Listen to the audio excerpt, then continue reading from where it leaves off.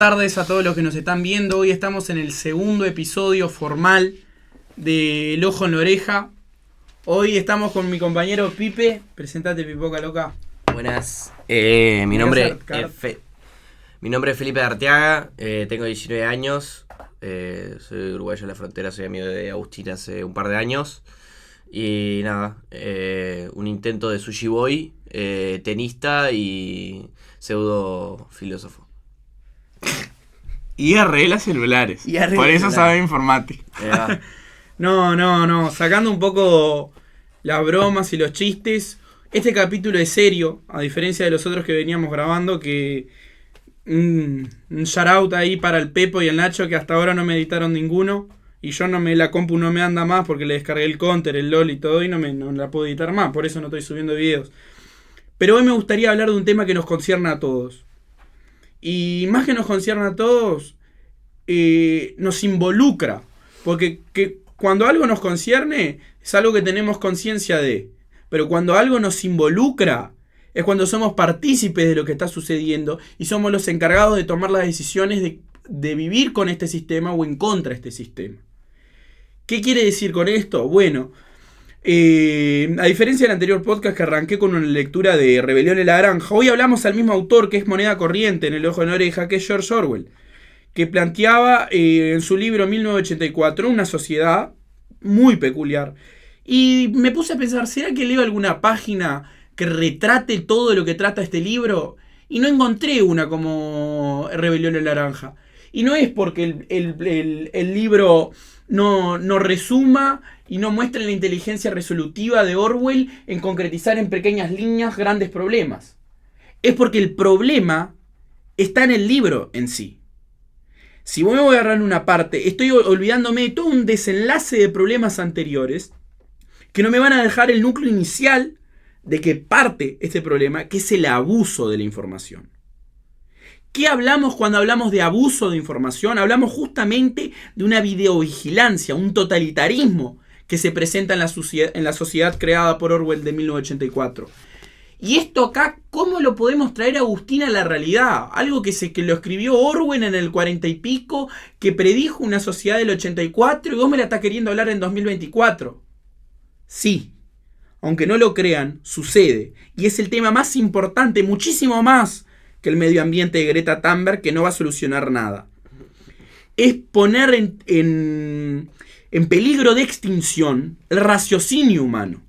¿Y cómo puede el humano llegar a perder la razón? Bueno, cuando hay un abuso de la autoridad en la informática. Y cuando es un psiquiátrico también. Hay dos opciones. Hay dos opciones, pero justamente esto acá es lo que vengo a hablar.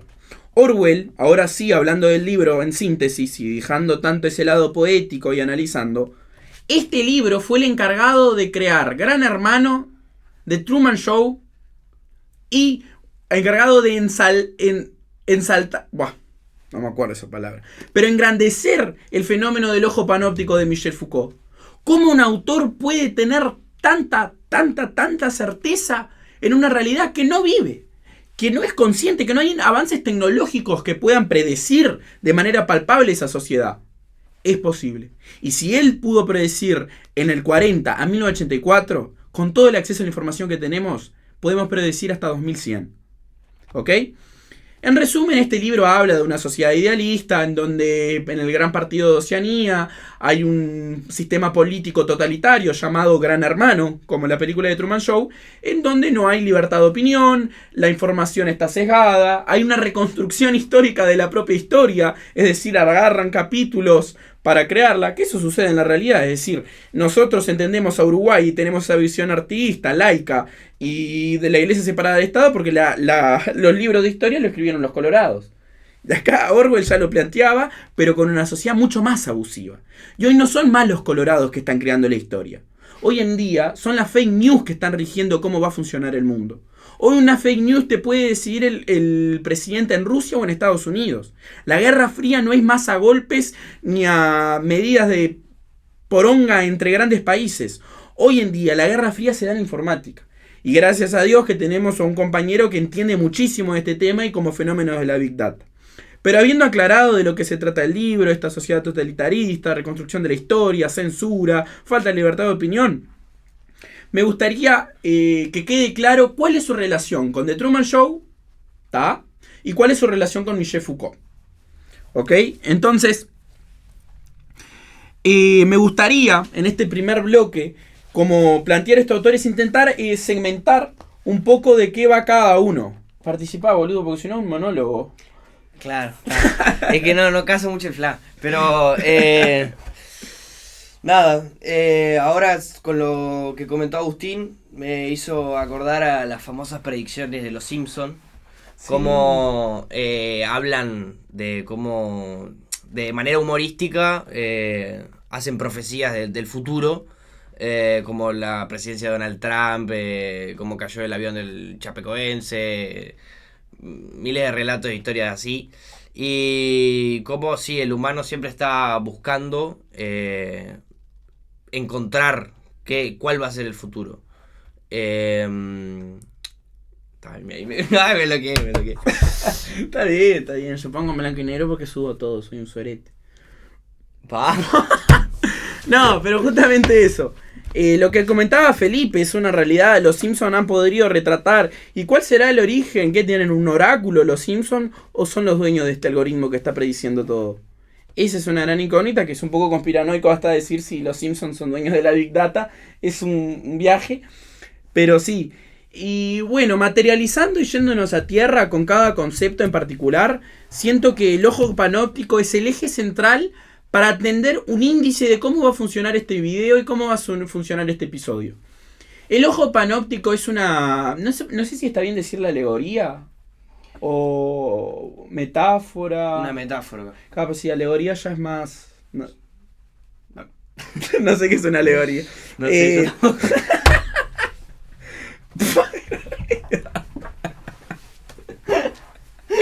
Pero justamente eso. Y Michel Foucault trae a tierra el concepto del ojo panóptico, en donde tenemos que imaginar un cilindro grande, ¿no?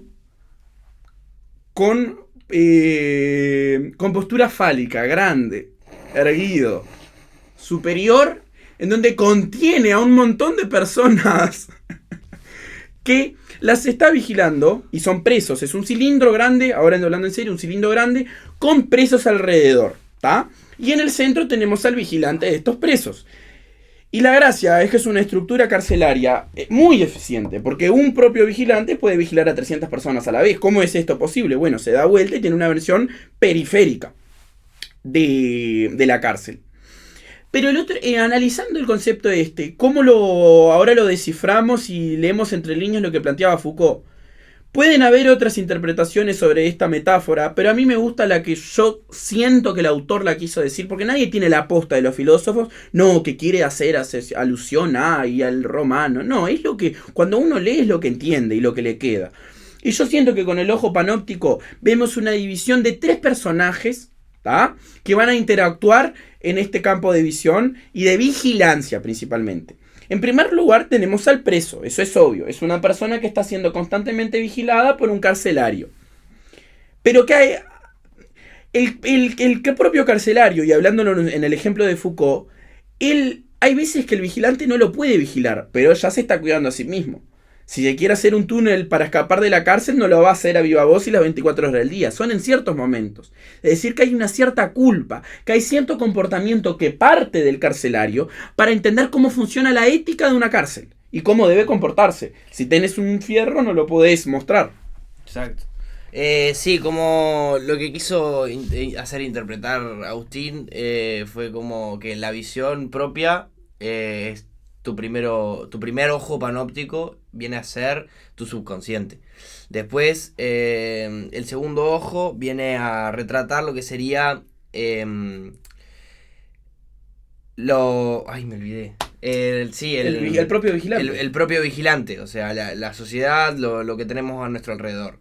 Y el tercer ojo sería esa macroestructura que vendría a ser las ideologías, la moral, la ética actual en la que vivimos. Claro, o sea, para las personas que leyeron a Marx podíamos entenderlo como estructura y superestructura.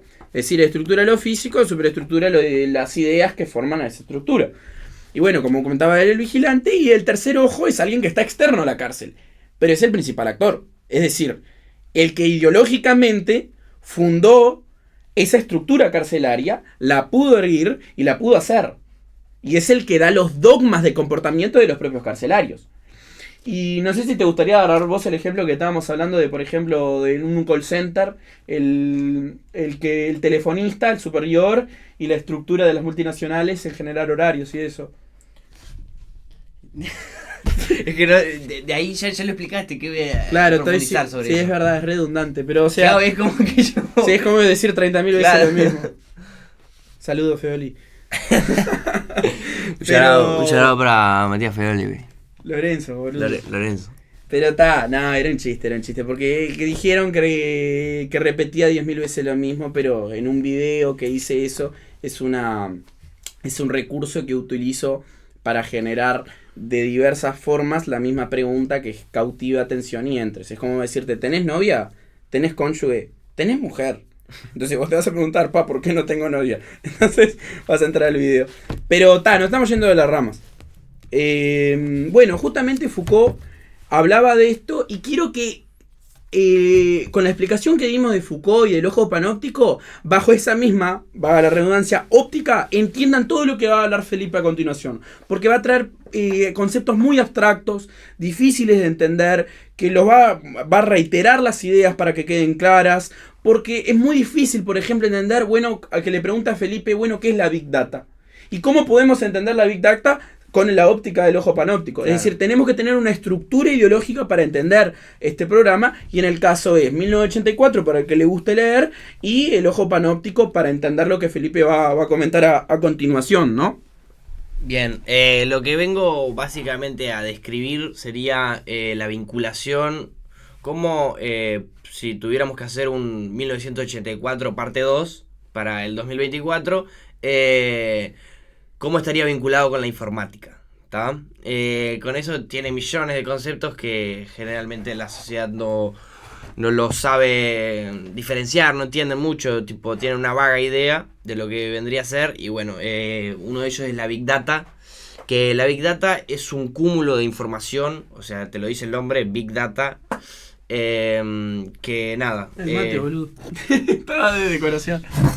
Que tiene varias estructuras dentro, tiene la velocidad, el conjunto, el tipo de dato, que son macrodatos. Por ejemplo, vos cuando comprás un producto en una tienda online, tenés los datos de tu tarjeta, tenés los datos de usuario, la contraseña, eso vendrían a ser datos de lo que vendría a ser una Big Data de una empresa. Después, creo que quedó un poco claro ahí lo que vendría a ser la Big Data. Pero me gustó la definición que diste, pero la sentí como que la hubiese respondido en términos informáticos. Si tuviésemos que llevar tipo pelota al piso, bueno, comparame Big Data con algo que yo puedo verlo tangible, porque cuando hablamos de macrodatos, macroestructura, hablamos como de términos que solo un especialista, no un especialista porque Felipe no es un especialista. Para de engrandecerme, pero es una persona que es friki de esas cosas, sí entiende. Yo quiero que vos me asocies la Big Data a lo cotidiano, a lo burdo. ¿Cómo podríamos traer ese concepto tan abstracto a lo concreto? A lo concreto, bueno, por ejemplo, 1984 habla de cómo el ojo panóptico y cómo nos vienen observando. Entonces podríamos vincularlo con la actualidad, lo que vendría a ser las cookies y las políticas de privacidad. Que como todo el tiempo estamos siendo sugeridos sobre la información que vamos a consumir, todo lo que vayas a hacer, y un algoritmo casi hecho una gitana, porque te adivina todo lo que tú querés hacer en el momento. Y nada, ese es una de las visiones que le das. O sea, corregime si me equivoco, pero vos sentís que la Big Data es el motor que se nutrió, por ejemplo, 1984 para tener este gobierno totalitarista. Es como el que le canta las verdades a ese gobierno totalitarista. ¿Desde dónde saca la información para saber, bueno, fulanito qué hace? ¿Vos sentís que si lo pudiésemos tratar como eufemismo a Big Data, lo podríamos tratar como el vigilante, la Big Data? Sí. O el vigilante o la macroestructura. Porque en realidad sería la macroestructura, en mi opinión. Porque la macroestructura, ¿cómo decirlo así? Los datos, o sea, es como si vos fueras un reparador de celulares. Vamos al caso. Vos necesitas las herramientas. Entonces las herramientas son la Big Data. Y el reparador, el técnico, sería el algoritmo. El algoritmo agarra todas esas herramientas y de ahí va formando un estereotipo y un producto para venderte. Ahora claro. Se entendió, claro. Ahora me quedó más claro porque yo no tenía ni idea de Big Data y ahora sí lo puedo palpar más en criollo. Pero es un viaje. Entonces, pero ¿cuál es la verdadera, si te tuviese que preguntar y lo tuviese que calificar del 1 al 10, qué tan importante es el fenómeno de la Big Data hoy en día? ¿Es tan real lo que dicen que puede literalmente predecir un ganador a presidente de elecciones? ¿Es tan real que puede predecir hasta nuestra causa de muerte que vamos a tener? ¿O le estamos dando, como a la inteligencia artificial, un cierto sentido de romanticismo y de exageración de su verdadero potencial? Hablando objetivamente, concreta la pregunta, ¿qué tanto impacto tiene la Big Data en nuestro día a día? Total. Prácticamente, en mi opinión, y he charlado con gente que trabaja en TikTok, por ejemplo, que están siempre regulando ese tipo de contenidos y de todo lo que se observa en aplicaciones, me han comentado que están completamente apavorados de la cantidad de información que nos hace redirigirnos y tomar decisiones en el día a día. O sea, es prácticamente algo total, o sea, no hay como, no sé cómo escribir. No, claro, no, se entiende, es total. Pero no hay ninguna regulación jurídica. ¿Qué te ríes? Reco un gaucho hablando de informática. Total.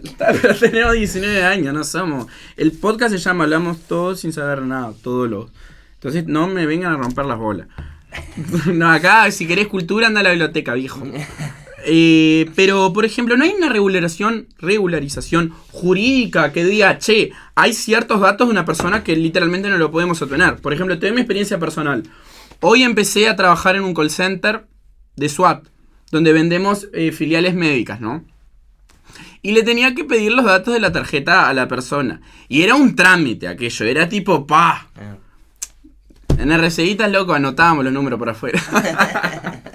No, pero le tuve que decir, no señor, según la ley 12.800 no sé cuánto, por la protección de datos cívicos, le voy a solicitar y voy a corroborar que realmente sea usted el titular, número de cédula tal. ¿Por qué no una llamada de call center que le estoy vendiendo una filial médica de 1.000 pesos para que tenga emergencia móvil? Hay tanta burocracia. Pero algo tan simple que es esto, que tiene literalmente toda nuestra vida, hay un botón de acepto. Sí. ¿Por qué no hay regulación jurídica en la Big Data? ¿Ganan mucho dinero a partir de eso o no es una razón? Bien, por ejemplo, actualmente cada vez se regulan más lo que vendría a ser las leyes informáticas y de telecomunicaciones en general. Es cierto que aún siguen habiendo, Uruguay por ejemplo no es de los países más avanzados en esa área, pero cada vez se regulan más esas lagunas legales tecnológicas que tiene la informática. En Uruguay, por ejemplo, tenemos el AGESIC, que es la Agencia de Seguridad Informática. Después tenemos la Cámara, hay una Cámara como si fuera la Cámara de Senadores de política, bueno, del mundo de la informática. ¿Eso es a nivel internacional o es nacional? No, nacional. Las regulaciones son completamente nacionales.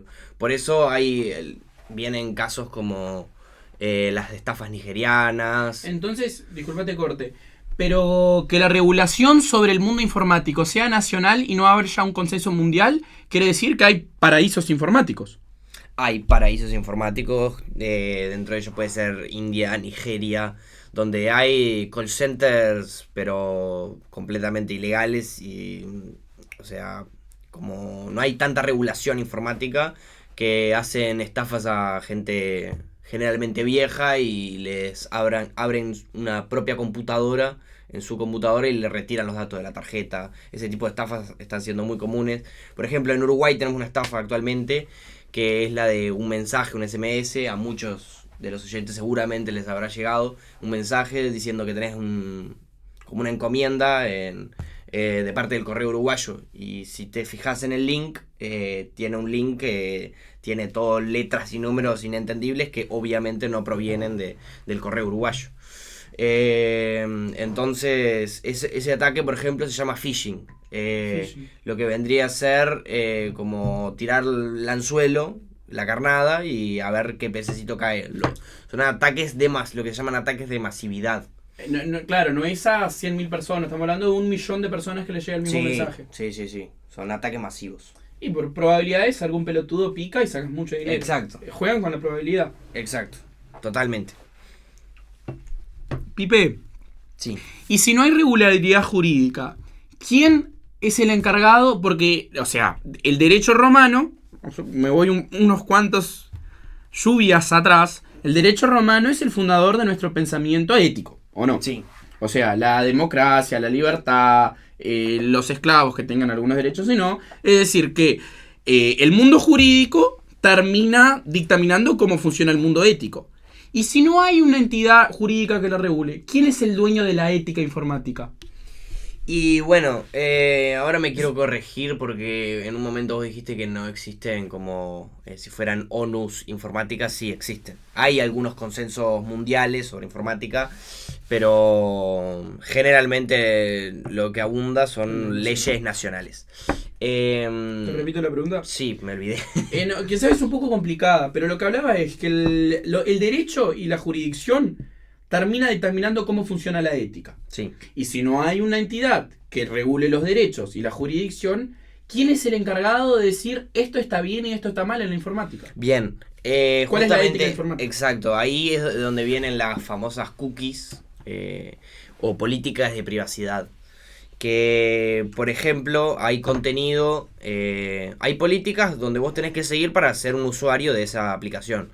Yo no puedo subir un video con una AK-47 diciendo que voy a matar a todo el mundo porque va a ser completamente censurado.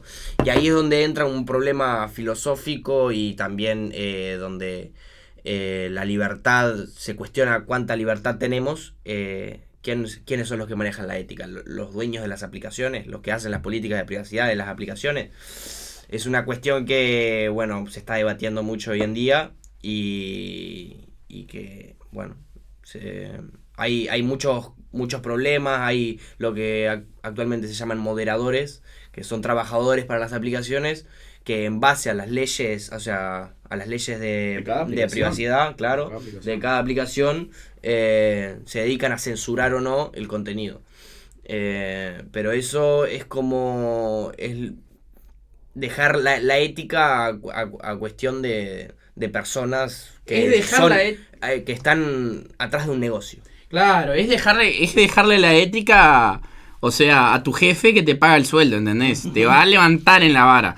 Pero la pregunta que me hago es, ¿qué relación tiene esto de la ética? Me encantó el concepto que cuando hablamos de ética automáticamente mencionaste la palabra moderador.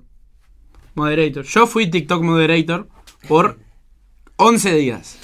Y me dormí, no fui. No, fui sí, pero me dormí en el trabajo.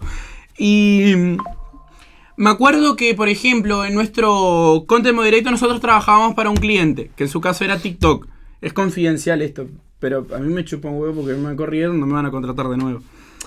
Era Lorica. Y, por ejemplo, me acuerdo que tenía una trainer que nos hacía la capacitación en inglés y nos daba como un libro que parecía... Había una norma que llamaba Depiction of Blood, ¿entendés? Y no se podía mostrar sangre, pero por tantos segundos, pero si era de cine sí se podía mostrar. Y lo que me llevó a pensar que los moderadores son humanos. Y por tanto, si son humanos, tienen ética. Me acuerdo que, por ejemplo, la trainer que nos dio la capacitación practicaba la Umbanda, ¿no? Y está perfecto, es una religión y tiene toda una autoridad intelectual y profesional como para capacitarme sobre normas de TikTok, porque sigue un libro. Y ese era mi punto, ella estaba siguiendo un libro.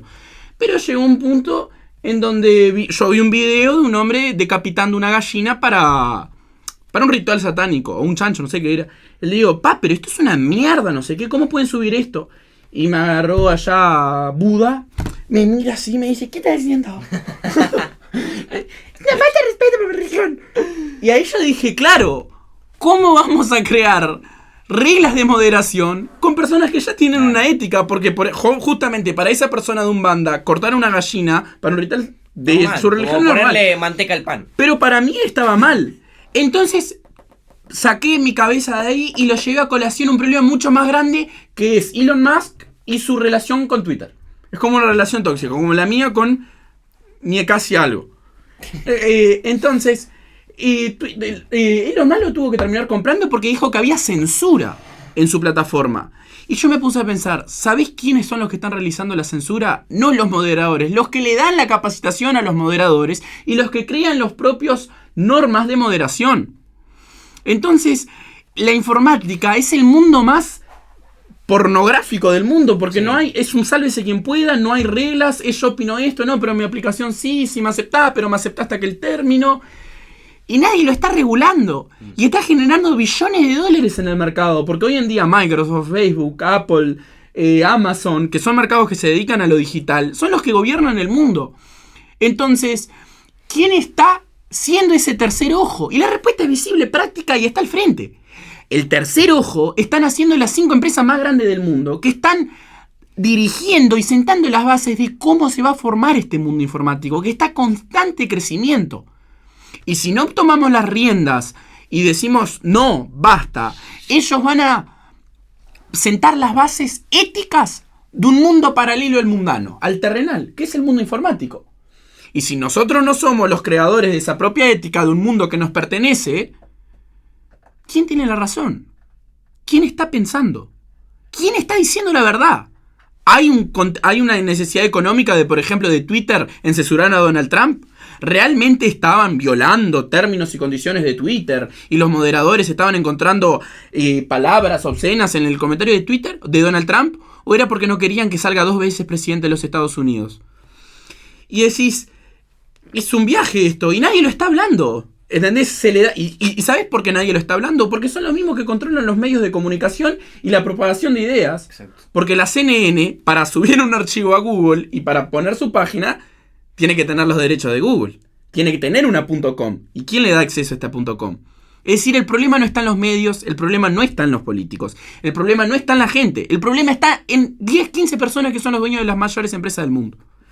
Y eso es algo que me llamó poderosamente la atención al realizar este podcast, porque los hijos de puta te ponen, por ejemplo, a Greta Thunberg, y la ves en Twitter, Snapchat, TikTok, Facebook, Pornhub, no, en esa no, pero la ves en todos lados. Y decís, ¿por qué hay tanta de esta retardada que dice que en 30 años nos vamos a terminar el mundo y nos está hablando de por qué estamos viendo eso? ¿Por qué pensamos por donde pensamos? ¿Por qué hay tanta... ¿Por qué si hay tantos moderadores, disculpa que la extienda tanto, ya cierro la idea. ¿Por qué si hay tantos moderadores hay tantas fake news? Porque si me decís, no, porque tenés que aceptar la cookie, no, porque tenés que aceptar los términos y condiciones, no, porque yo soy el dueño del servidor, no, porque soy el dueño de la .com. Entonces, ¿por qué hay algunas fake news que sí y otras que no? No sé, ¿por qué, por ejemplo, en los diarios del país, por ejemplo, en el diario del país se puso que Lula rechazó helicópteros uruguayos? Y era mentira, Lula nunca rechazó helicópteros uruguayos, era porque la estructura del avión que tenía Uruguay no le hacía fácil a los moños de vento de Porto Alegre para sacar su inundación. Pero esa fake news, el país la publica, Google la autoriza y los medios la muestran. Y esa no es fake news, esa es, es un error de interpretación del redactor. Para mí, es como decía este hombre que tu viejo creo que fue el que me dijo, me lo enseñó, que decía que tenía la Biblia llorando en el calefón. Siglo XX Cambalache. Para mí, el internet es lo que dice Julio Sosa. Es un merengue en donde estamos todos, ¿cómo era? Manoseados. En el mismo merengue. Pero para mí es eso. No sé qué opinás de lo que dije, Pipe. Sí, opino que es completamente cierto. Es increíble, aparte de su lado, obviamente, de mucho éxito, de estas 15, 20 personas, de tener grandes empresas y ser muy exitosos, siempre tienen un lado medio filantrópico extraño. Rarísimo. Que nadie lo termina entendiendo. Por ejemplo, Bill Gates invierte en Global Parenthood y en todos tipos de empresas que nada, siempre tienen una cosa extraña por detrás. Y nada, la verdad que sí, la ética en la informática es algo que no tiene mucha solución y aún no se ha conseguido regular porque es tan masivo. ¿Qué? Estoy hablando. Es tan masivo que no deja tener libertad de opinión o expresión a muchos usuarios. Y muchos se han quejado y molestado en esos casos. Después, otra cosa interesante dentro de la informática es el desarrollo de una subweb, una subinternet que se llama la Deep Web. Qué lindo tema para que lo comentes. Y disculpate corte, pero que nos hagas entender un concepto tan deep como es la Deep Web, tan abstracto, tan lleno de fantasías y teorías conspiranoicas, pero en lenguaje común y no informático, en el sencillo. ¿Qué mierda es la Deep Web? Bien. La Deep Web es como si te dijera que tenés la Liga Profesional de Fútbol, la División A, y después tenés la División B. ¿Está? La División B es como... No me está saliendo esta analogía, pero bueno. No, se entiende. Es como la subdivisión, tipo fútbol de primera y el fútbol en donde le pegan al árbitro. No, es como otra... Es la misma internet, pero con unos retoques. Por ejemplo, estás en completo anonimato, tu dirección, hay algo que se llama dirección IP, que es tu ubicación, o sea, es como si fuera tu número de cédula de tu computadora, ¿está? Y bueno, en la Deep Web estás en completo anonimato. Nadie puede descifrar tu IP, bueno, solo algún hacker muy habilidoso. Y nada, dentro de esa subinternet tenemos buscadores como si tuviera el Google. Bueno, tienen lo que se llama Onion, que es como el Google de la Deep Web. Y de ahí, bueno, hay cosas turbias, hay cosas normales y... Cuando hablamos de normales, ¿a qué te estás refiriendo? Por ejemplo, podés entrar al país, podés entrar a... Desde Onion. Sí, desde Onion, es un buscador. ¿Y turbias? Y turbias, bueno, hay grandes, como si fueran marketplace de drogas y de todo tipo de cosas ilegales. Sí. A mí me encanta cuando hablamos de web... traer a tela de juicio una película que me encantó mucho, que la miré con Ibelice. ¿Te acordás de Ibelice, nuestra profesora de inglés? Sí. Que la miramos junto con Felipe y antes de hacer el programa le dije, miraste Snowden, ¿no? ¿Te acordás de Snowden? Me dijo, no me acuerdo porque ese día estaba molestando en clase. Entonces por eso no se acuerda de Snowden. Pero Snowden justamente, ¿qué es esta película? Trae, por ejemplo, así en resumen, es como los archivos del Pentágono o el Triángulo de las Bermudas. Era alguno de esos lugares importantes de Estados Unidos en donde él ve que están haciendo actitudes informáticas antiéticas y militares antiéticas también. Como, por ejemplo, militares que mataban a terroristas, pero esas partes borraban los videos o lo dejaban en algún lado u otro. Y Snowden es la explicación gráfica de lo que es la Deep Web. Es como esta información sumamente encriptada y clasificada no puede salir a Google. No es porque Google no lo permita o es muy gráfico para que salga en Google. Es porque los propios dueños de los medios de comunicación como Google, como programas de Google, no tienen relación con estos estados, como Estados Unidos, y algunos mislead information no permiten. ¿tá? Entonces, ¿qué hacen? Estos mártires del mundo informático o mártires de la vida muestran una realidad que no la puede mostrar en Google. Y esta realidad no necesariamente siempre es buena, como fue el caso de Snowden, que se llevó a juicio. Les recomiendo muchísimo esa película. Sino también les recomiendo otra que se llama, no sé si la llegaste a mirar, La chica de nieve. No. Bueno, es una película de una periodista que fue la razón por la que intenté estudiar acá. Me vine a estudiar acá. Es de, por ejemplo, un caso que secuestran a una nena. Y es una periodista obsesionada con el caso y ve que los policías no hacen nada. Pero a medida que va buscando el secuestro de esa nena, va encontrando una red, como una onion, con muchas capas. Claro. Cebolla para los no bilingües. Entonces trae justamente eso. Como una red gigante. Y encuentra a otro aspecto que es muy interesante, que es la Deep Web, pero su lado de misleading information malo. Que es que la Deep Web es tan fuerte y maneja tanto dinero porque es el Pornhub de los infantes. El narcotráfico y la trata de mujeres no genera tanto dinero como la pornografía infantil y la trata de niños. Es decir, pagan muchísimo dinero. Bueno, tenemos el caso de Jeffrey Epstein en esta isla rara. Sí. También tenemos, por ejemplo, el caso de Stephen Hawking con los enanitos haciendo cálculos matemáticos. Y ella descubre esto. El lenguaje y el mundo de donde aparece la pornografía infantil. ¿Y cómo puede haber, Felipe, te pregunto yo, una ambivalencia, es decir, un antagonismo tan grande, en donde se demuestran secretos clasificados de estados que atentan contra los derechos humanos, y otra, un mercado libre de pendejos? Bueno, porque todo es de lo que hablábamos, o sea, los 15 most powerful men in the world, tienen una ética por detrás y tienen algo siniestro planeado. Eso yo lo creo. Yo sé que eran. Claro. Y nada, por ejemplo, un caso de que quiero hablar que es muy interesante es la película que no me sale actualmente el nombre, pero fue una película censurada completamente, pero era un éxito global. La de un policía. ¿Reciente? Sí, es reciente. Un policía que descubre una trata de niños, sí, y de pedofilia. ¿Cómo se llamaba, vos, la puta madre?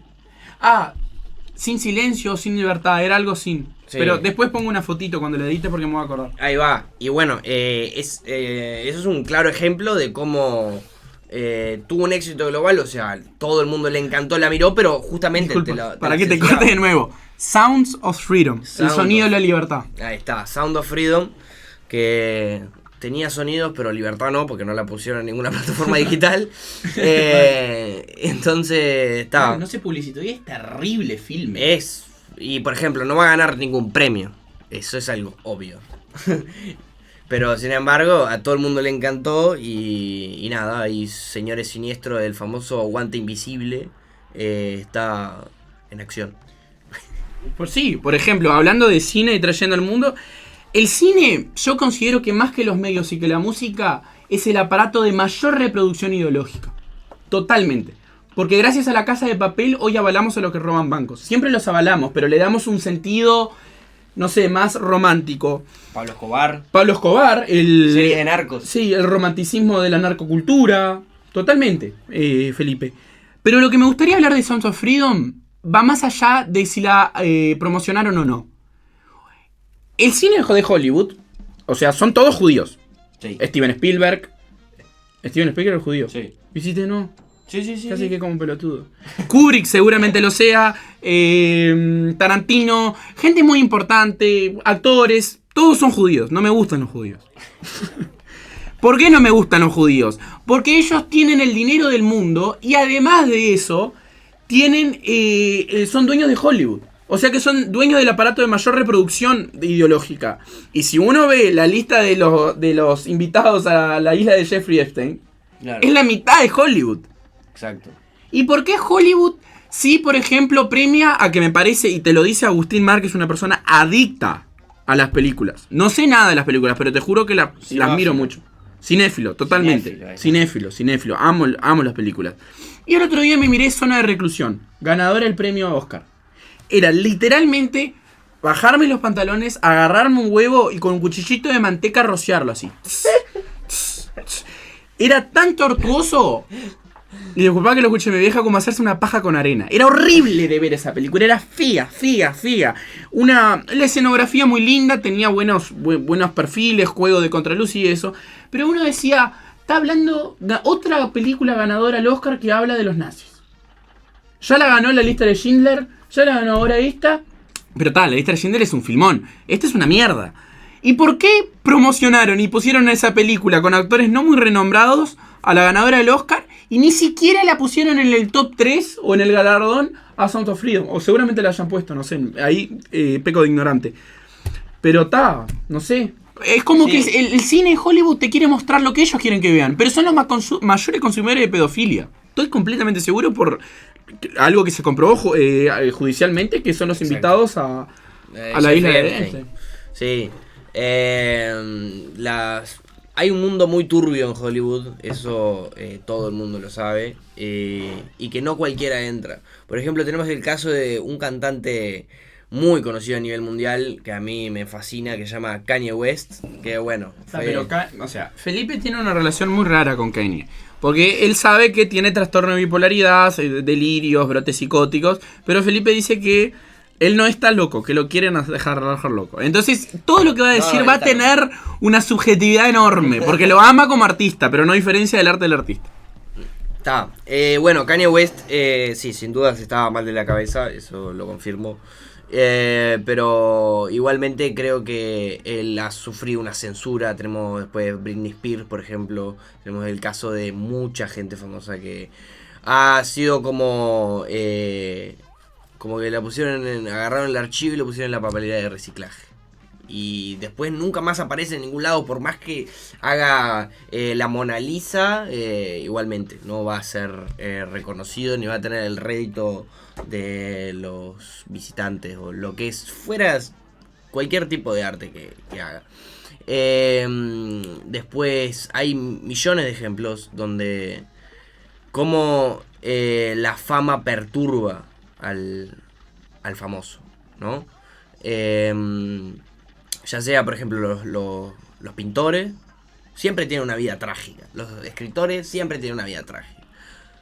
Después es como que, no sé, la vinculación con el arte siempre transforma a las personas en tétricas, bohemias y psicópatas, suicidas. Todos los adjetivos negativos. No, mentira. Pero eso es un lado también que es interesante indagar, profundizar. Me olvidé de qué tema estábamos hablando. Pero sí, o sea, me pareció un episodio muy interesante por todos los temas que trae. Trae a Hollywood, trae a Orwell, trae a Foucault, trae a las 5 empresas más grandes del mundo. Y si me preguntás a mí, Agustín, ¿va a ayudar algo de este programa? Y yo te daría 2 razones. La primera no, porque me miran 5 gatos locos de Rivera todavía, que 4 critican, hijos de puta. Y la segunda, que yo soy parte de esto. Yo soy parte de la ignorancia, soy parte del fenómeno de la inmediatez, en donde prácticamente ya ni leo, es todo visual y resumido en videos de 1 minuto de TikTok, que es como se promociona básicamente este programa. Y soy partícipe en donde no leo más como se leía antes, por ejemplo, cuando un presidente se postulaba, ¿cómo se llama? Que tiene un nombre de su librito. El programa de un presidente. ¿Programa de un presidente? No, era como otra. Los proyectos y las cosas que quería realizar, pero escritas a mano. Como lo hacía Sanguinetti, Tabaré Vázquez, Seregni. Y programa presidencial. Claro, como un programa presidencial. Y hoy en día decidimos nuestra opinión política por TikTok. TikTok decide literalmente si la calle Pou se vota o no. O sea, por ejemplo, yo me considero marxista, pero odio al Frente Amplio, a muerte. ¿Y por qué odio al Frente Amplio? Por su manera de hacer política y por sus decisiones políticas. Por ejemplo, ¿viste lo del caso Astesiano y el caso del gordito este que se comía pendejos, ¿cómo se llamaba? Penadez y lo del pescado.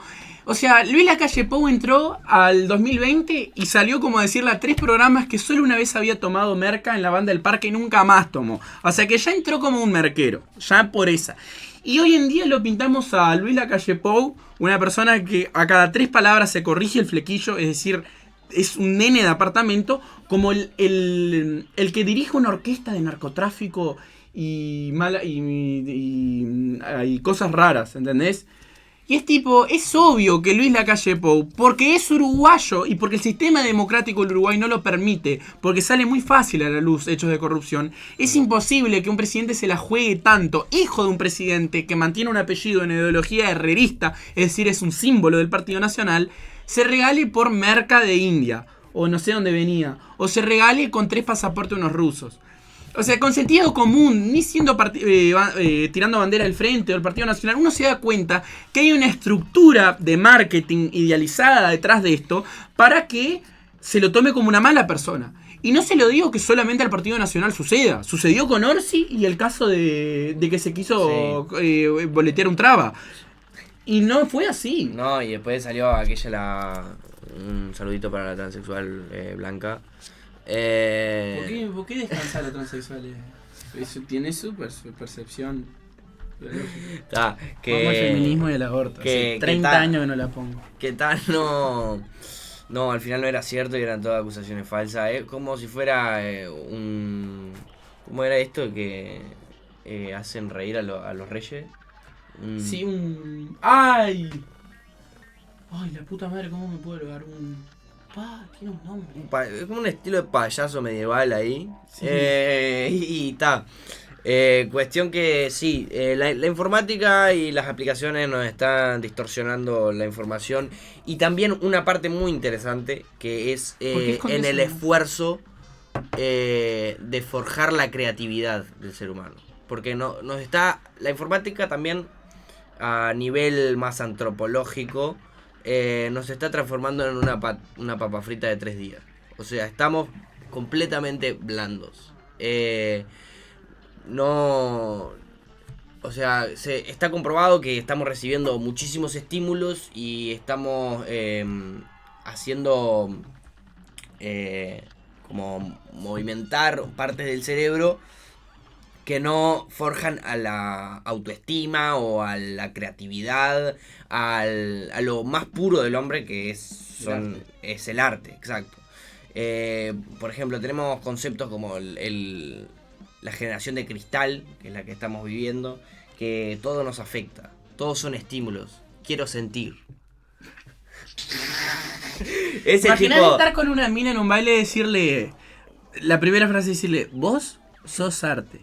Y después, contigo quiero sentir. Es tan tipo Montevideo, 20, 21 años, fumador de cogollo de indoor y de cerveza APA. ¿Entendés? Sí, o sea, es como que, si sos un dragón de Komodo australiano, sos re cool. Si sos un loco que toma mate y va al Gran Parque Central a mirar Nacional, sos una mierda. En la juventud. Machito. Es como que cuanto más raro sos, más cool sos. Y eso justamente me encantó el aporte que hizo Felipe, realmente me dio un puntapié algo muy importante, que es bienaventurado sea el reino de los raros, porque de ellos proviene el arte. ¿Qué quiere decir esto? Que tenemos que darle libertad a la diversidad, como Van Gogh en su época fue un raro, pero hoy en día carecemos tanto de arte que lo único que tenemos somos artistas. ¿Y qué es un artista? Es una persona que vende, un artista. Te estoy intentando vender este programa. O te puedo llamar a las 9 de la mañana para ofrecerte un paquete de afiliación de SWAT. ¿Entendés? No sé nada de lo que estoy hablando. Pero lo digo de tal forma y con tal acentuación que puede ser que sea verdad. Y hoy en día, la carencia de arte, pero la abundancia de artistas, nos llevan a, por ejemplo, feministas de pelo violeta. ¿Qué quiero decir con feministas de pelo violeta? Que no saben de feminismo, pero son el estereotipo de una feminista.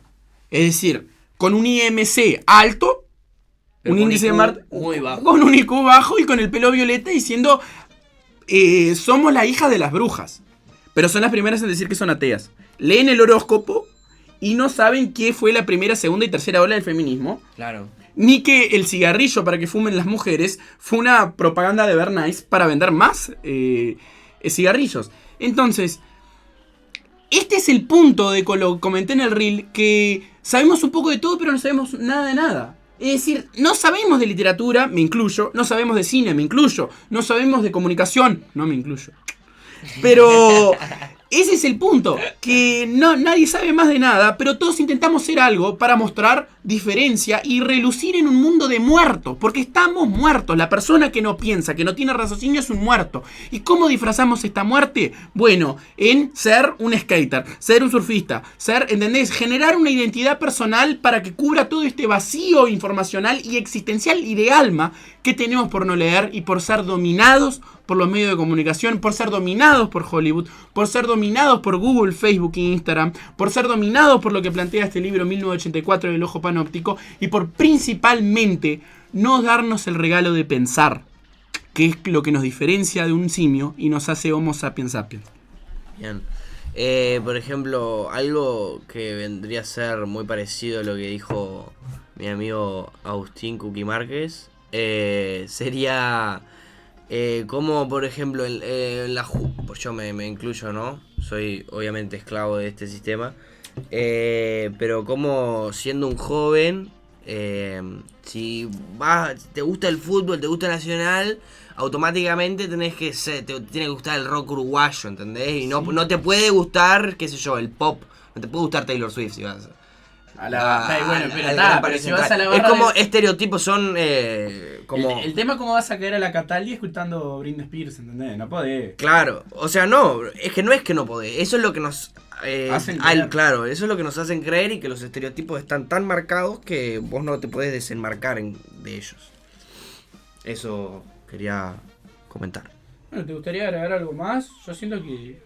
Sí, me gustaría decir que... No, mentira, no tengo nada que contar. Esa es la razón por la que no es mi mejor amigo, es tan idiota como yo. Pero gente, bueno, muchísimas gracias de nuevo a todos los que se quedaron al final, aguantando a estos dos todólogos, donde opinamos de todo sin saber de nada, y todavía los reto porque les digo ignorantes, pero no soy tan soberbio como parecen por el canal, soy un pibe súper tranquilo, re humilde, solo que tengo que hacer cosas para que el programa... para que el programa se publicite, porque la otra vez me vino 7